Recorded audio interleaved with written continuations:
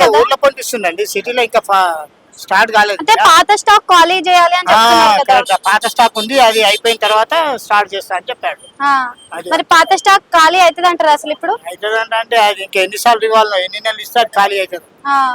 Free బస్సులు ఇస్తుండు కదా, ఫ్రీ బస్సులు అసలు మంచిగా ఉన్నాయి అంటారా ఈ తీసేయాలా? బస్సులు అంటే మేడం పబ్లిక్ చాలా ప్రాబ్లం ఉంది, కాలేజ్ వాళ్ళకు ఆ తర్వాత స్కూల్ వెళ్ళే పిల్లలకు చాలా ప్రాబ్లం అవుతుంది తెలుసా. వాళ్ళ సీట్లు దొరకక నాన్న అవస్థ పడుతుంది, కాలేజీలో నిలబడి బస్ స్టాండ్ లో నిలబడి నాన్న అవస్థ పడుతుంది. అసలు కేసీఆర్ కి రేవంత్ రెడ్డికి తేడా అంటే ఏం చెప్తారు? ఎవరు అడ్మినిస్ట్రేషన్ వాళ్ళది కదండి, ఉమ్. ఆయన అడ్మినిస్ట్రేషన్ వేరు, ఈయన అడ్మినిస్ట్రేషన్ వేరు. ఇప్పుడు హెచ్సియు 400 ఎకరాల గురించి మాట్లాడుతున్నారు కదా, దాని అది గురించి టూ మచ్ ఏమంటారు? అండి.